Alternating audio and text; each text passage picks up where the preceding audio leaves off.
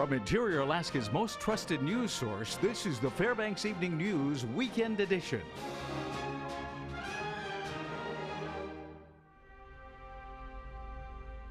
Good evening and welcome to the Saturday edition of the Fbx Evening News. I'm Katie Looper. Our top story tonight. Motorists may see smoke while driving on the Richardson Highway between North Pole and Fairbanks for the next few days. Sarah Dabowski explains why in this report. The Bureau of Land Management Alaska Fire Service will be assisting the U.S. Army Alaska in conducting multiple prescribed burns in the Small Arms Complex. A lieutenant colonel of the U.S. Army Alaska, Bill Prainer, says the purpose of the fire is to burn dried grass so the weapon training during the summer does not spark any unpredicted fires. We conduct this prescribed fire to get rid of the fine fuels and the grasses that are currently on the ranges that grew up last year, died over the winter. And by removing these fine fuels, we set the conditions for us to conduct training throughout the entire summer with zero risk of escapement fires and no loss of military training. The prescribed fires have been burning since Friday, and fire management specialist Christopher Fryer says motorists should expect some smoke when driving that area of the Richardson. So the Richardson Highway right here is along the north end of the map, and that'd be the highest likelihood that anybody driving by would be able to see the burn. So there's going to be fire popping up all these little meadows. They're in all these kind of open areas. We tend not to put much fire in the trees here. It's just the grassy areas. So folks that are driving by might just get it right the moment and at the exact moment when there's a little bit of smoke coming off the meadows. Sarah Dabowski reporting.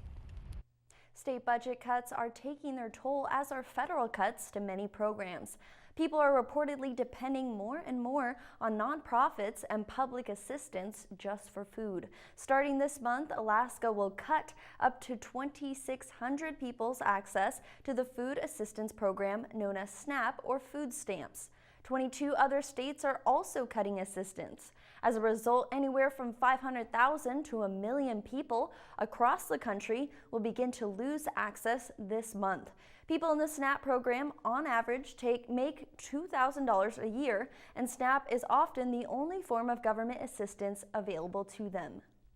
Time limit on basic food assistance means that over 500,000 of some of the poorest Americans will lose critical assistance in feeding themselves. Those affected will include the homeless, veterans, people working part-time. That those affected can lose food assistance whether they're looking for work, whether they're offered a job opportunity or job training opportunity, or even if they're working part-time but not enough to meet this requirement. That means that this time limit will result in hunger and hardship for these people. The Alaska Legislature has confirmed Governor Bill Walker's pick to lead the Department of Corrections. Dean Williams faced criticism from a correctional officers union for a department review Williams helped conduct that found things such as outdated policies and cases of lax or informal consequences for apparent employee misconduct. In a rebuttal to the review, the Alaska Correctional Officers Association stated that Williams' efforts contained inaccuracies and omissions. A joint session of the House and Senate voted 49-9 to confirm Williams to the post. North Pole Representative Tammy Wilson voted against appointment. Wilson says a personal investigation has swayed her to believe Williams is not the answer to solving the problems in the state penal system.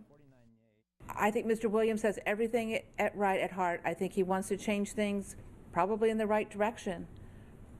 But I think the things that he's already done has damaged things to such a point to where a department in which needs, in my opinion, some of the most help, we're going to flounder again because of all the things that have happened.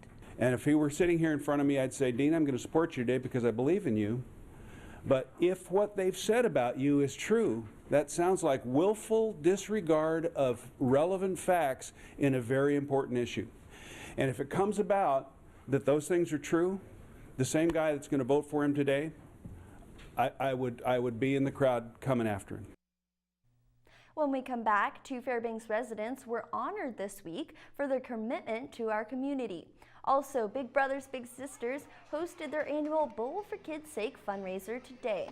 We'll have more on that coming up next. Stay tuned. Welcome back. A pair of Fairbanks residents were honored for commitment to community service work through ATT Service during National Volunteerism Week, which was April 10th through the 16th. Sean Conwell and Scott Drew were both selected by AT&T. Conwell was honored for his commitment to coaching Fairbanks youth football and cheerleading.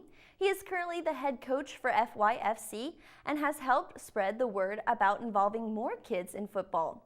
Drew helps out with youth groups at schools and the hospital by handing out certificates to kids, recognizing their citizenship.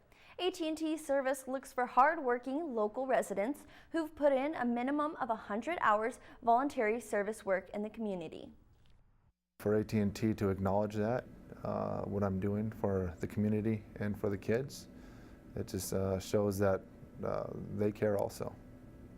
I think it's important that we give back to the community, that we help other people and stuff, and it is nice that AT&T does that, recognizes that and encourages us to, volunteer and work in the community, that we're a part of the community, not just, serving the community.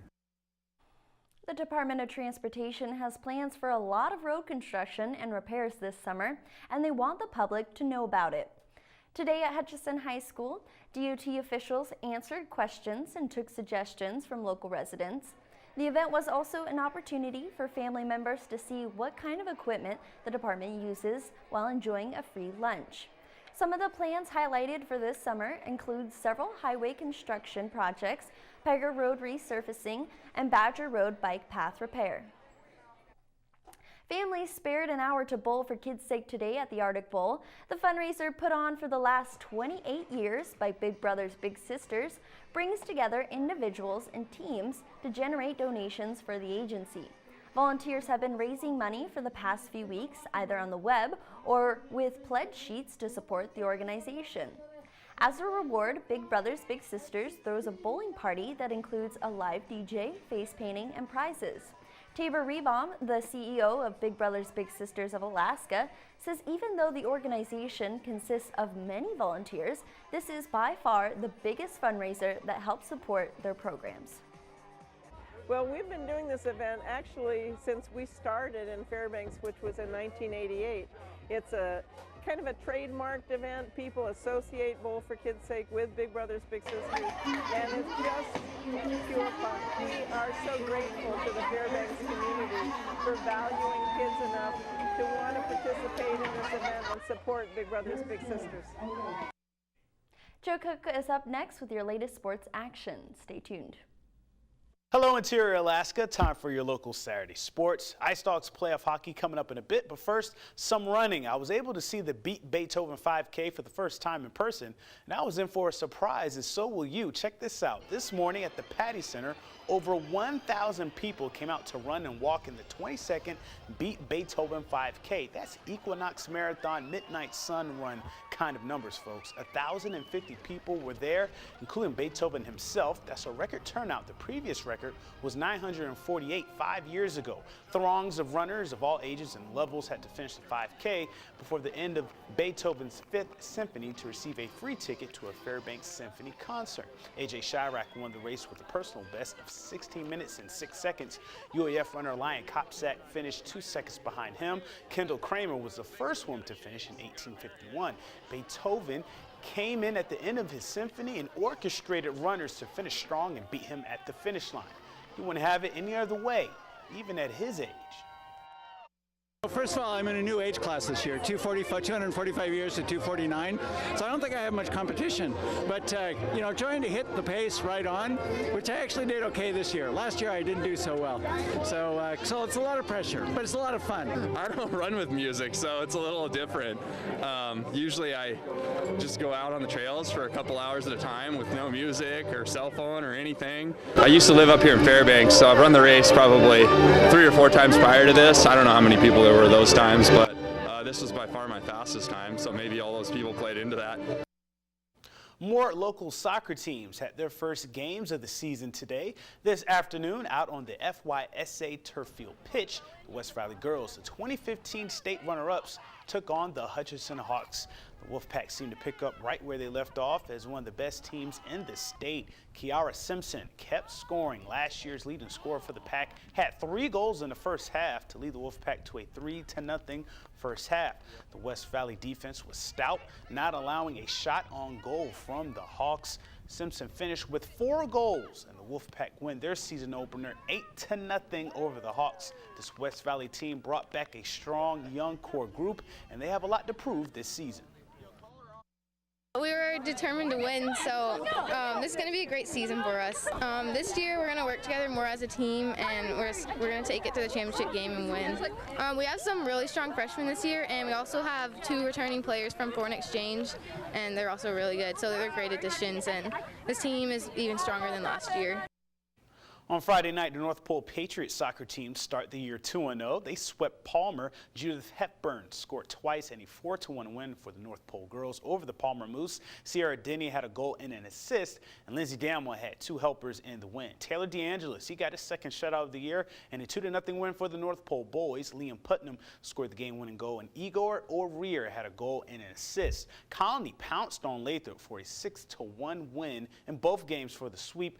Kayla Triplehorn scored for the girls squad, while Henrique Lantaray had the lone goal for the Lathrop boys team. The Fairbanks Ice Dogs start the playoffs last night against the Cooley Region Chill, but after this game, the home team wants a restart. Here's more. It's officially playoff time. Friday night is the start of the Fairbanks Ice Dogs' quest for a Robertson Cup. The Ice Dogs' first playoff opponent, the Chill out of Cooley Region. In the first period of Game 1 of this Midwest Division semifinal, the Ice Dogs found the back of the net first.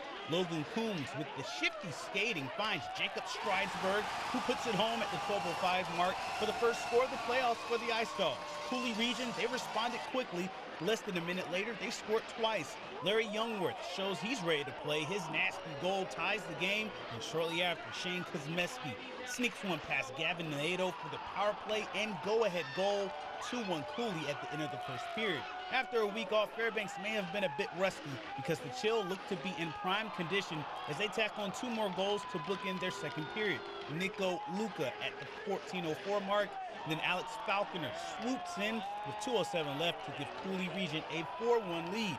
Fairbanks had chances on the power play and had some good looks at the net, but Minnesota State commit Matisse Levininiets finished with 24 saves and didn't allow any more goals. It's not a series until someone wins a road game, and the Chill do that in Game 1 with a 6-1 victory, ending the Ice Dogs' 6-game win streak coming into the series.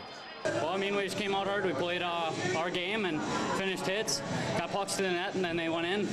And the ones that didn't, we got the rebound and buried those. I mean, we just had a over on 60 full minutes and played well. Yeah, we love playing in this building. We have great fans. I mean, obviously they're booing us because it's not our fans, but we use that as our motivation too, and it worked. So. My 5 years here, that's easily the most embarrassing loss that we've ever been a part of, or I've been a part of with the organization, and I kind of admired Cooley Region because they worked us start to finish. It was as simple as that, and we really didn't have the answer.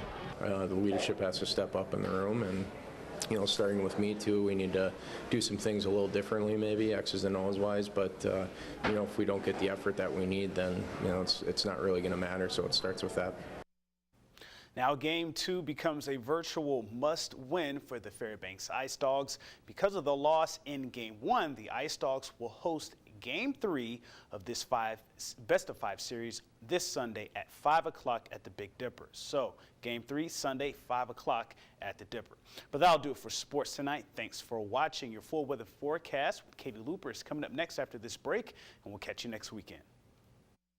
Welcome back to our Saturday edition. So last week we were talking about how much water there was out there. It seems like all the puddles are gone though. Yeah, a little bit. There's some, some splishing and splashing in some places. Not that much this morning at the Beethoven 5K. Nice flat course for those guys. Kind of hilly as it came down the hill towards the finish, but yeah, it was great. Over 1,000 people out there. I was completely surprised. Wow. First one I've been to in person. I'm just like. Perfect weather for it. Yeah, it was great. Beautiful conditions for running or doing anything outside. So I hope you guys enjoyed it. Nice. It looks like it's going to be like that next week as well. Oh. But let's take a look at the almanac for today. Today's high got up to 53, overnight low at 23. Record high got up to 61 in 2012 and a record low of 12 below in 1914.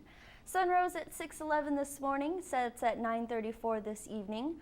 Our daylight equals 15 hours and 24 minutes altogether. Around the state today, rain showers in Juneau and Ketchikan, temperatures around 50 degrees. Same with Anchorage and Kodiak. On our west side of the state, Bethel and Nome, partly sunny skies for them, temperatures around 38. Up there in Barrow, cloudy skies, about 25 degrees, and then Fairbanks is 37 and partly sunny skies. Now for our lower 48 weather, nice sunny skies in Seattle at 70 degrees, same with Las Vegas and Phoenix around 95. As for our Midwest, Dallas is checking in at 87, New Orleans at 79, and Miami's raining at 90 degrees. And up there in New York, partly sunny skies about 65. For next week, we can expect very warm temperatures on our west coast. As for the Midwest, we'll have a snow-rain mix. And in our deep south and Texas area, there's some flooding and thunderstorms happening. Going to be happening. And up there in New York, a snow-rain mix for them as well, and then pleasant temperatures on our east coast. Now back in Alaska, starting with the northern slope, mostly cloudy for Fort Yukon, partly sunny for Barrow, and mostly sunny for Nome. And temperatures about 4 degrees in Barrow. It's still cold for them. And temperatures at 38 in Fort Yukon and 33 in Nome. For our interior region, mostly cloudy for both Fairbanks and Delta, and mostly cloudy or mostly sunny skies for Healy, temperatures all around 50 degrees. And for our southeast part of the state, showers across the region, temperatures around 50 for them as well. On our west side of the state, partly sunny for Bethel, rain and snow for Cold Bay, scattered rain and partly cloudy skies for Kodiak, and temperatures around 50 for Bethel and Kodiak, and a little colder in Cold Bay at 43. Now, lastly, for our south central region, partly sunny for Homer, partly cloudy skies in Valdez, and mostly sunny for Anchorage, and temperatures all around 50 degrees for them. All right, now lastly for our tonight's forecast, 23 degrees, mostly cloudy with sprinkles or flurries in the evening. And tomorrow we should expect things to be about 50, mostly cloudy with some light winds. And here is our extended outlook. Nice temperatures all across the board. It looks like it's going to be about 50, and our overnight temperatures are starting to climb to 30 degrees. So it looks like every week we just gain more and more sun and more warmth. Yeah, pretty good, jacket, long sleeves weather, right before the springtime, before you can shed all that. I mean, I know some people have, not me yet, I stay cold.